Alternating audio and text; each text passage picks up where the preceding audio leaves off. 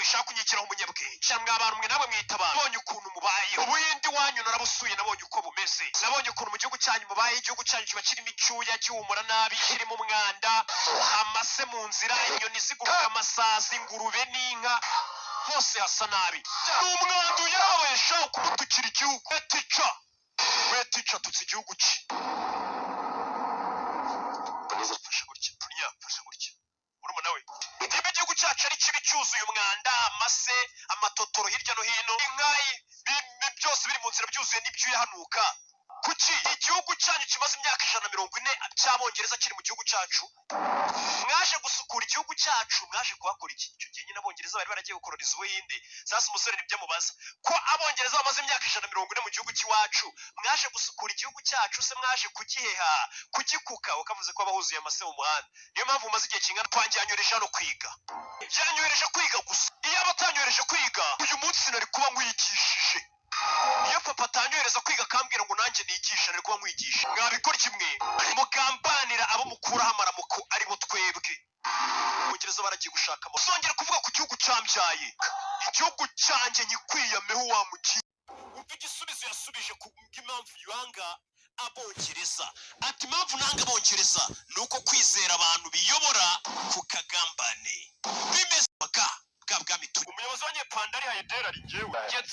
ngira n'abami ntabwo nsangira n'ibikomangoma ntabwo bijya bimamagara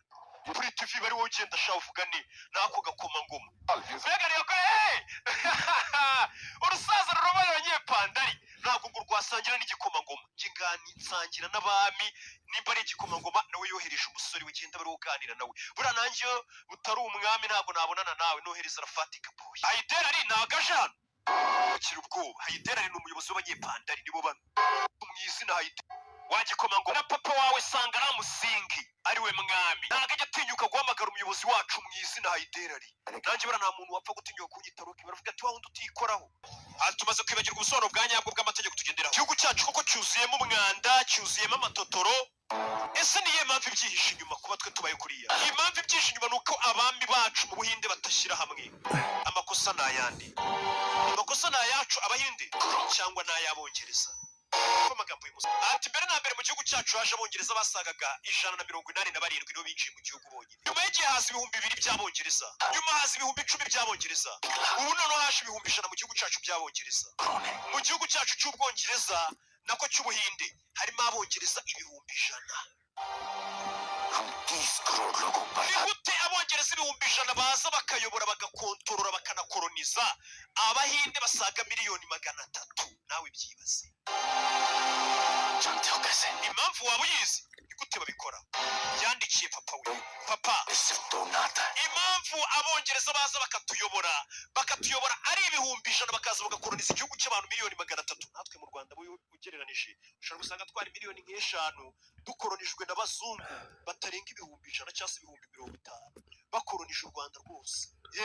cyangwa se na biriya bihugu bindi sasa muzehe yarandikiye umwana aravuga ati papa impamvu badukoroniza ari bakenya turi benshi nuko babanje kuducamo ibice abazungu barabanza bakabacamo ibice kugira ngo babayobore neza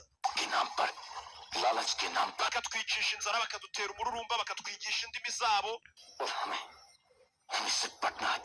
natwe rero tugatangira kumenya buryo ki tugomba kwitandukanya mbega tukiremamo ibice tugashaka ibidutandukanya aho kugira ngo turebe idushyira hamwe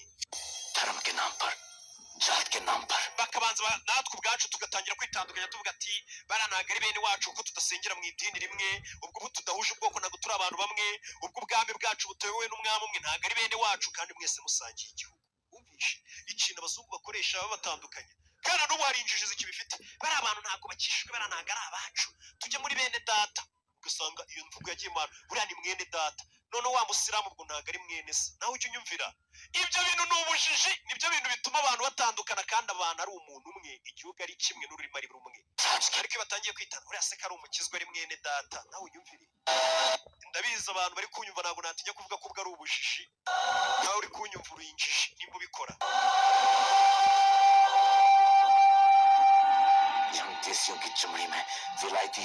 ati impamvu batwemereye ngo tujye bemerera abana bo mu Buhinde ngo bajye kwiga mu Bwongereza ni ukugira ngo nanone bagende badushyiremo umuco w'Abahinde ariwo tuzaza tuzi gusa nureba neza uzasanga umuco w'abazungu ari wo wafatishije isi yose